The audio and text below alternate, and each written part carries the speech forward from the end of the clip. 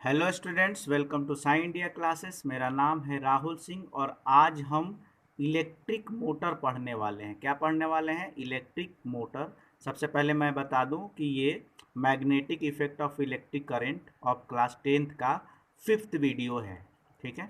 4th video में हमने Fleming left hand rule के बारे में बताया था। ये सारी चीज़ें बताई थी कि नहीं, कि फोर्स किस डायरेक्शन में काम करेगा, सारी चीज़ें मैंने अच्छे से बता दिया था। क्या बताया था कि अपने ये 3 उंगलियों को, ठीक है, इन 3 उंगलियों को मतलब मिडिल फिंगर, फोर फिंगर या फिर इंडेक्स फिंगर और थंब को ऐसे स्ट्रेच करना है जो एक दूसरे से 90 डिग्री पे रहे। ठीक है, तीनों आप अपने आपस में 90 डिग्री।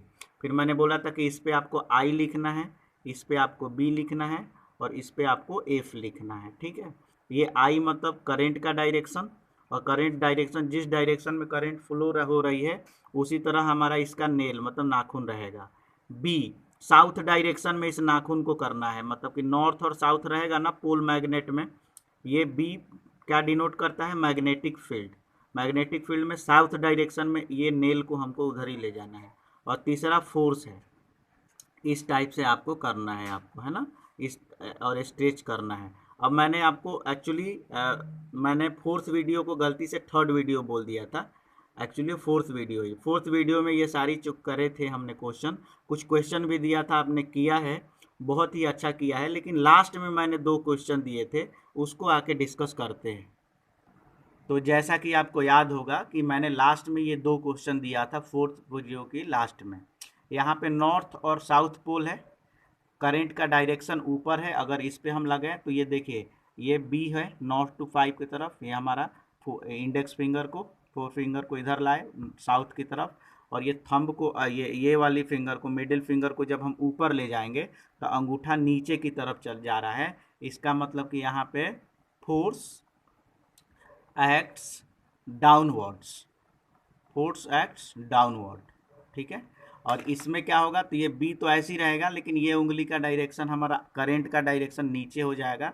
और जब नीचे कर रहे हैं, ऐसा कर रहे हैं, तो देखिए अंगूठा हमारी तरफ है, मतलब अपवर्ड। ठीक है, इधर फोर्स कैसे आ रहा है? फोर्स एक्टिंग अपवर्ड डायरेक्शन में।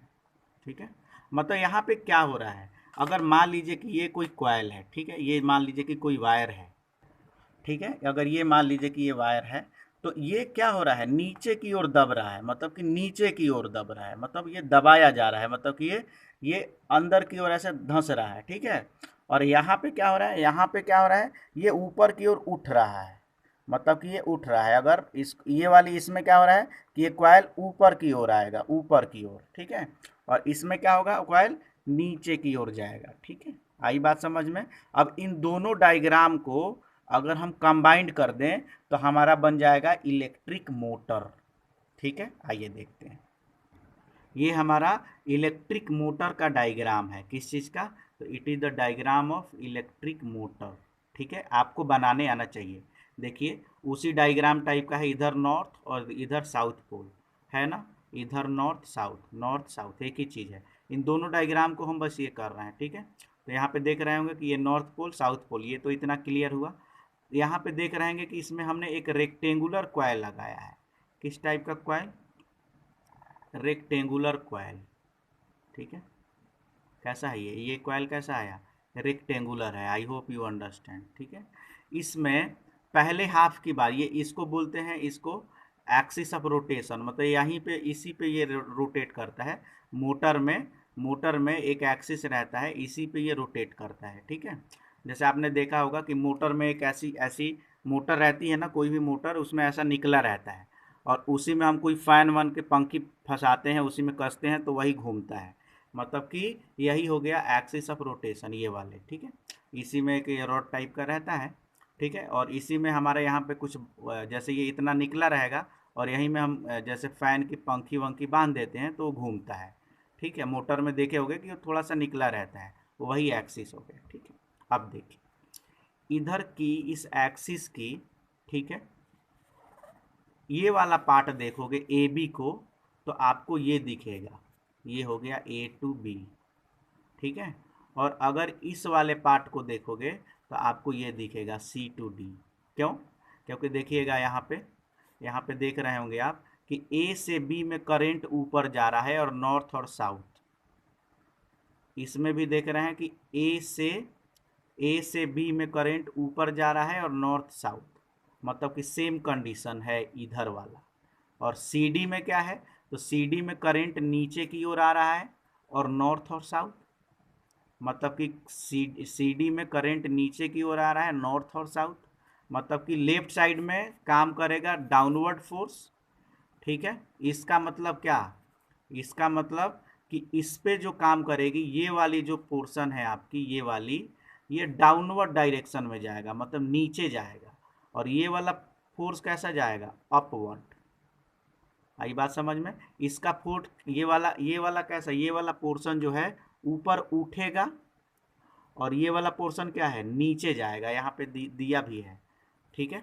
यहाँ पे देख रहे हैं कि ये वाला यहाँ पे फोर्स को डाउनवर्ड कर दिया है, डाउनवर्ड फोर्स, और यहाँ पे अपवर्ड फोर्स। क्यों, फ्लेमिंग राइट हैंड रूल।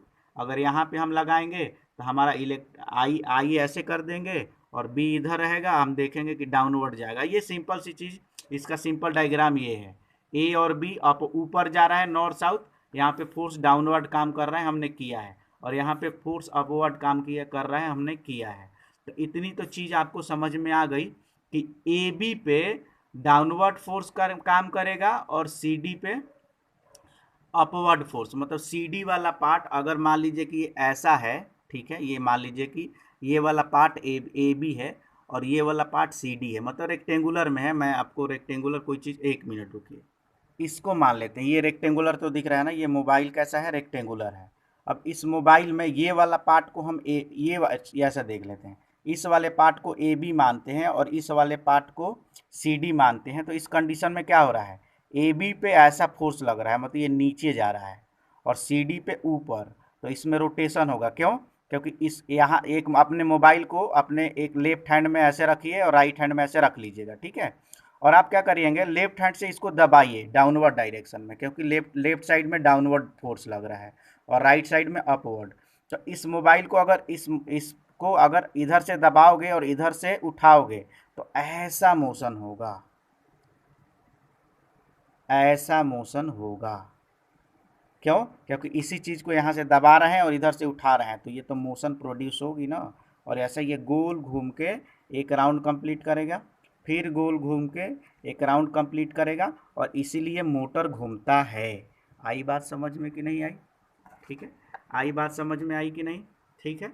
यहाँ पे थोड़ा सा और बेसिक चीज़ मैं बताने वाला हूँ, ध्यान से देखिएगा, बहुत ईजी है।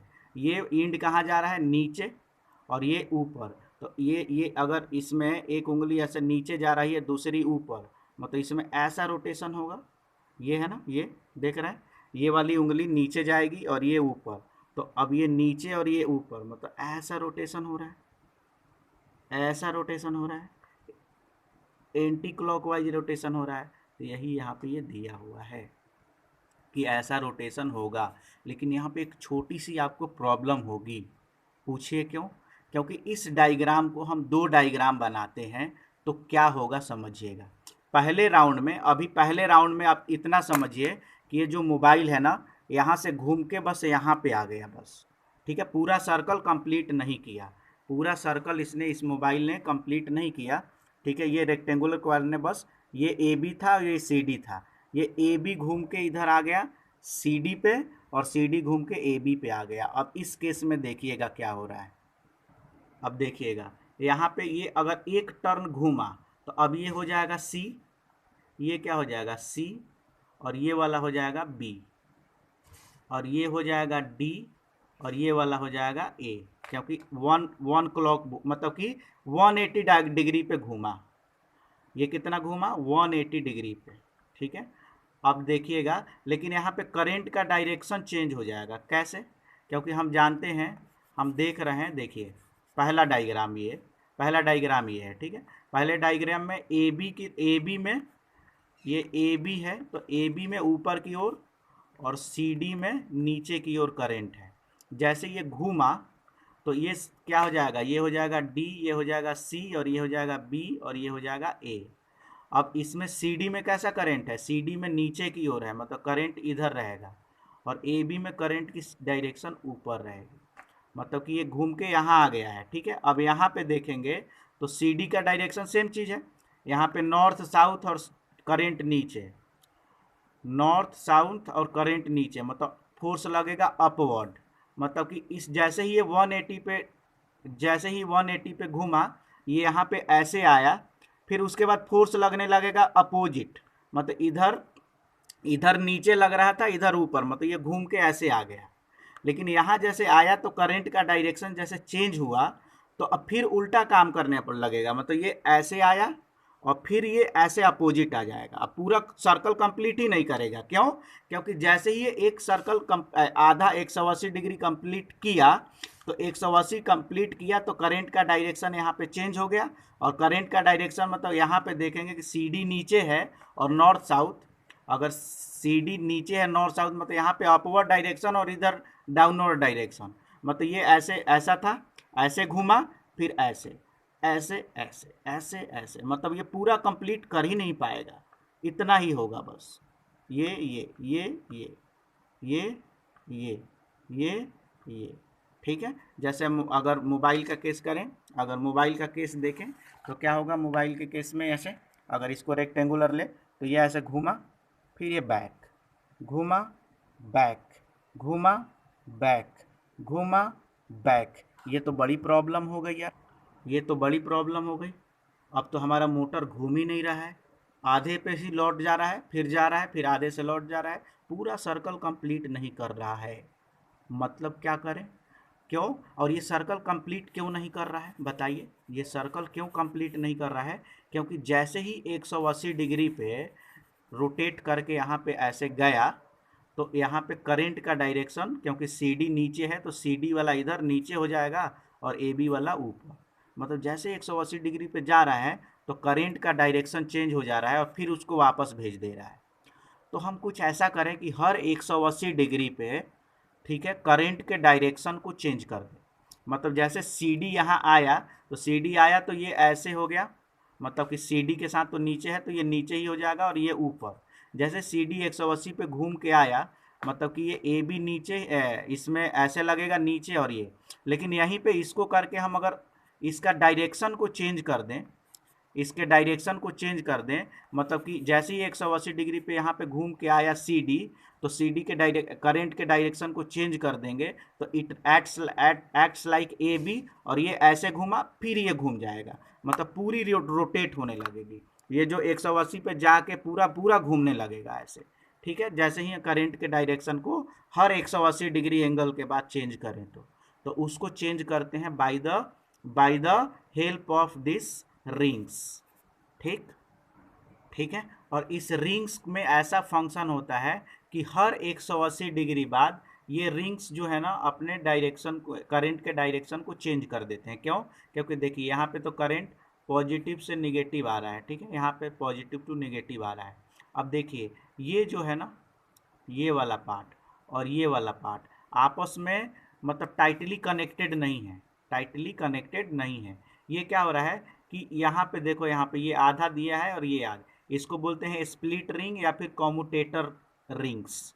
ठीक है, इसको क्या बोलते हैं? कॉम्यूटेटर रिंग्स या फिर स्प्लिट रिंग। मतलब कि ये हर हाफ रिवॉल्यूशन के बाद जैसे ये क्या होगा कि जैसे जैसे जैसे जैसे जैसे जैसे ये रोटेट करेगा ना, तो ये रोटेट, मान लो और रोटेट किया ये, तो ये यहाँ से छोड़ेगा और इसका इंड यहाँ पकड़ लेगा और इसका इंड यहाँ पकड़ लेगा। आई बात समझ में?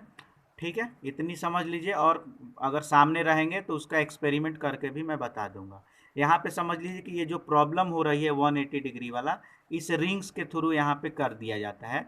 इसमें ऐसी सेटिंग रहती है कि हर 180 डिग्री के बाद यहाँ पे करंट का डायरेक्शन चेंज हो जाता है, इसलिए इसको बोलते हैं एसी, एसी करंट, मतलब कि अल्टरनेट करंट। ठीक है, मतलब ठीक है, अब आगे बढ़िए।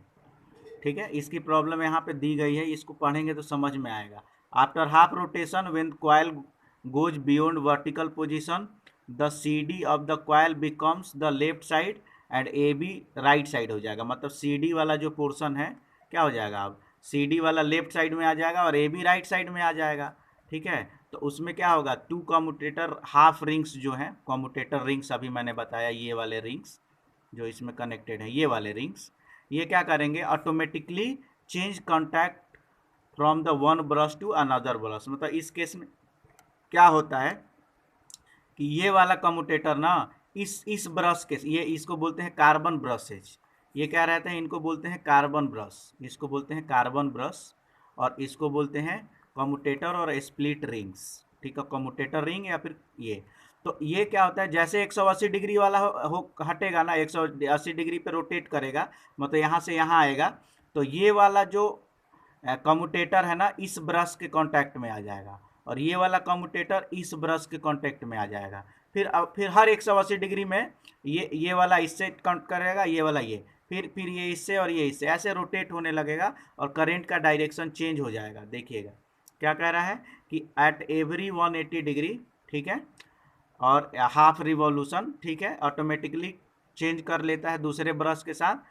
तो after half rotation of coil the commutator half ring Y makes contact and brush P where commutator half ring X, ठीक है, मेक्स कॉन्टैक्ट विथ क्यू। और इससे क्या होता है, reversal of direction of current, reverse the direction of force, और इससे पूरा ये घूमने लगता है। ये इसकी पूरी कहानी यहाँ पे दी हुई है। ठीक है, यही है इलेक्ट्रिक मोटर। ठीक है, इसका प्रिंसिपल क्या होता है आप समझ लीजिए। यहाँ पे प्रिंसिपल दिया है कि a motor works on a principal that when rectangular coil is place in magnetic field current pass through it, force इस काम पे करेगा और उसको रोटेट करेगा। प्रिंसिपल क्या रहेगा कि जब भी मैग्नेटिक फील्ड के अंदर रेक्टेंगुलर कॉइल को रखेंगे तो इस पर फोर्स काम करेगा, वही फोर्स इसको रोटेट करेगा, और रोटेट करेगा तो हमको रोटेशन मिलेगी और ये करेगा। ठीक है, इसका कंस्ट्रक्शन दिया गया है। ठीक है, कंस्ट्रक्शन दिया गया है, a device which reverse the direction of current circuit is called commutator और स्प्लिट रिंग्स। क्योंकि यहाँ पे स्प्लिट रिंग्स का काम क्या क्या रह रहा है, यहाँ ये स्प्लिट रिंग्स का काम क्या है, तो करंट के डायरेक्शन को यहाँ पे हर 180 डिग्री पे रोटेट, हर 180 डिग्री पे क्या करना, चेंज करना है, जिससे कि ये वाली प्रॉब्लम सॉल्व हो जाए, ये पूरा रोटेट करे। ठीक है, सिंपल सी बात। अब देखिए एक दो और चीज़ बताने लायक है, मैं सोच रहा हूँ बता दूँ आपको, तो थोड़ा सा डिटेल नॉलेज हो जाए इसके बारे में। इसकी प्रिंसिपल और वर्किंग पढ़ लीजिएगा, बाकी सेम चीज़ तो आप समझ गए। इसमें मेन चीज़ ये एक तो मैग्नेट रहेगा, ये रेक्टेंगुलर कॉइल रहेगा, स्प्लिट रिंग रहेंगी, कार्बन ब्रशेज रहेंगे, और ये सेटअप रहेगा बैटरी और की जो भी करना है। ठीक है, अब यहाँ पे एक चीज़ और मैं बता दूँ। देखिए यहाँ पे मैग्नेटिक फील्ड कैसा है, ऐसा ही है ना, पैरेलल लाइंस हैं, north to south, north to south ऐसी है ना। अब देख रहे हैं कि ये ए बी पे मैग्नेटिक फील्ड और इस करंट के बीच में 90 डिग्री आ रहा है, और फोर्स क्या होता है, फोर्स ऑफ होता है B I L sine theta. क्या होता है, बी आई एल, मतलब इसमें पहले ये चीज़ मैं बताना भूल गया था आपको प्रीवियस वीडियो में, कि देखो मैंने इतनी तो बताई थी आपको, कि इतनी बताई थी कि कभी भी अगर मैग्नेटिक फील्ड के अंदर करंट कैरिंग कॉइल रखोगे तो उस पर फोर्स लगेगा। वो फोर्स का डायरेक्शन कैसा रहेगा, तो उसका direction Fleming left hand rule से भी निकाल लेंगे। ठीक है, अब देखिए यहाँ पे मैं ये कह रहा हूँ कि ये फोर्स का डायरेक्शन तो निकाल लेंगे, लेकिन उसका मैग्नीट्यूड, वो कितना फोर्स लगेगा, तो उसका फॉर्मूला होता है B I L sine theta. B मतलब मैग्नेटिक फील्ड, आई मतलब करेंट, एल मतलब ये लेंथ ऑफ द कंडक्टर, ये इसकी लेंथ कितनी है, और साइन थीटा मतलब कि ये मैग्नेटिक फील्ड और करंट के बीच में कितना एंगल है, तो यहाँ पे तो 90 डिग्री है। ऐसे यहाँ पे भी कितना है, 90 डिग्री है, तो यहाँ पे करंट मैक्सिमम रहेगा। लेकिन यहाँ पे देखो, अब यहाँ पे कहानी ये है कि कह सकते हैं ना, देखिए कि भाई करंट तो यहाँ से फ्लो हो रहा है तो यहाँ भी फोर्स लगेगा, करंट यहाँ भी फ्लो रहा है तो इसमें भी करंट लगेगा, फोर्स लगेगा। करंट यहाँ भी तो फ्लो हो रहा है, यहाँ भी तो फ्लो हो रहा है, तो यहाँ भी फोर्स लगेगा। तो ये भी उठेगा क्या ऊपर, या फिर नीचे जाएगा क्या, तो ये तो प्रॉब्लम हो जाएगी यार। ये वाला नीचे, ये वाला ऊपर जा रहा है, ऐसे घूम रहा है। ठीक है, अब क्योंकि करंट का डायरेक्शन इधर इस साइड में है, ठीक है, और इधर इस साइड में है, तो इस केस में भी क्या होगा, यहाँ भी फोर्स लगेगा, ये वाला ऊपर जाएगा और ये वाला भी नीचे आएगा क्या, तो नहीं। क्यों, क्योंकि देखिएगा यहाँ पे अगर हम देखेंगे तो यहाँ पे देखिए एक सिंपल सा मैग्नेटिक फील्ड एक निकाला हमने, एक ऐसे ड्रॉ किया। ठीक है, सीधा ड्रॉ कर लेते हैं। अगर एक ड्रॉ किया, ठीक है, तो यहाँ पे देखो, यहाँ पे 90 डिग्री है, यहाँ पे भी 90 डिग्री है, मतलब ए बी पे साइन थीटा की वैल्यू 90 डिग्री, और साइन 90 कितनी होती है 1, मतलब यहाँ पे फोर्स लगेगा BIL साइन थीटा, मतलब साइन 91, मतलब यहाँ पे फोर्स लगेगा मैक्सिमम, क्योंकि साइन थीटा की साइन 90 की वैल्यू मैक्सिमम होती है। लेकिन यहाँ पे देखो, यहाँ पे अगर हम करंट देखें तो यहाँ पे मैग्नेटिक फील्ड भी ऐसी है और करंट भी वैसा ही है, मतलब दोनों के बीच एंगल कितना है, एंगल कितना है यहाँ पे 0 डिग्री, एंगल कितना है 0। और जैसे एंगल 0 है और साइन 0 की वैल्यू कितनी होती है 0, मतलब यहाँ पे फोर्स लगेगा ही नहीं, यहाँ पे इस एंड पे फोर्स नहीं लगेगा।